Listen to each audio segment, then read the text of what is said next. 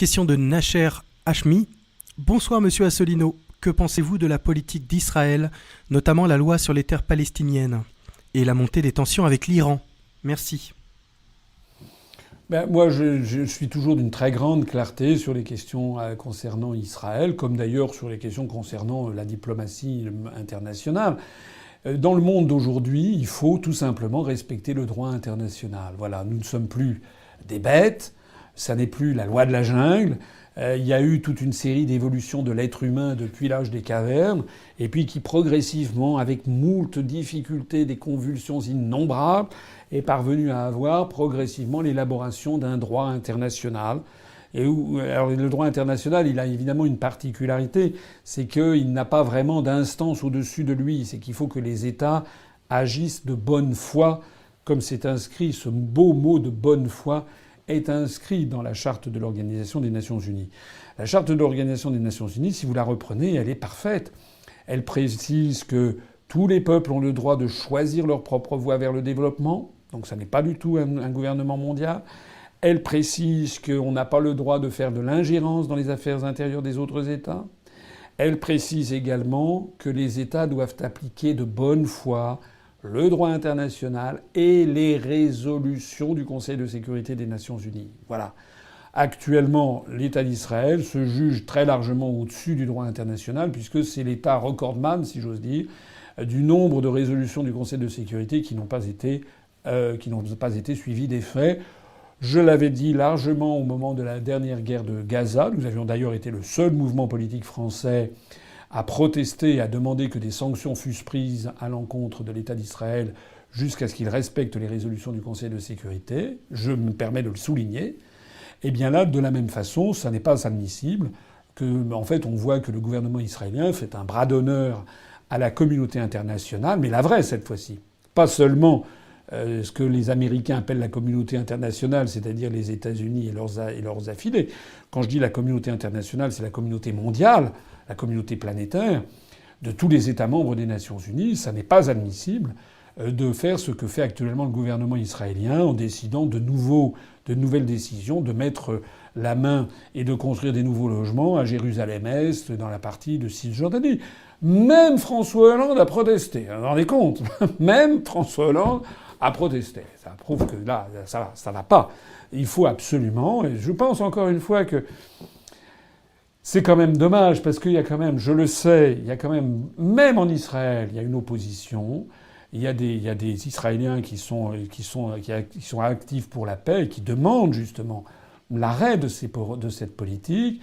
Et je ne confonds pas, bien entendu, l'ensemble des Juifs du monde avec les citoyens israéliens. Voilà, je ne vais pas entrer ici dans un débat qui mériterait des heures et des heures de discussion. Mais il y a aussi quand même beaucoup de gens, y compris des amis d'Israël, qui disent ça va pas, et ça ne peut pas continuer à aller comme ça dans le mur, dans une politique qui consiste à empirer systématiquement. Voilà, on peut pas avoir en permanence un peuple qui est dénié, bafoué dans tous ses droits. S'agissant de l'Iran, j'ai vu les déclarations à l'emporte-pièce de Donald Trump sur l'Iran, que personnellement, qui ne me satisfont pas. J'espérais que Donald Trump baisserait les tensions. On a l'impression qu'il veut les baisser vis-à-vis de la Russie, mais qu'il compte en revanche les augmenter vis-à-vis de la Chine et vis-à-vis de l'Iran. J'ai vu les déclarations qu'il a faites, j'ai vu la réponse aussitôt qu'a faite le Kremlin, très sûr de lui. Le Kremlin qui a dit que il continuerait à traiter avec l'Iran. De façon générale, je pense que, en tout cas, ça sera la diplomatie que j'appliquerai si je suis élu président de la République. Ça sera une diplomatie de nature gaullienne.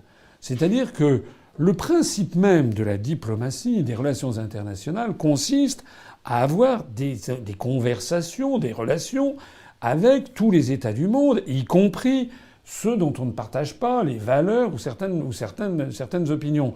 Donc moi je trouve que il faut, parce que souvent les conflits, il suffit de voir entre les êtres humains, souvent les conflits naissent parce que chacun se monte le bourrichon dans son coin.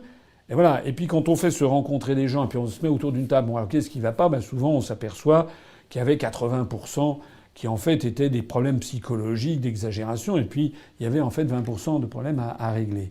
Moi, en tout cas, si je suis élu président de la République, je n'aurai pas de tabou et je nouerai des relations diplomatiques, bien entendu, avec le monde entier, ce qui est d'ailleurs à peu près le cas.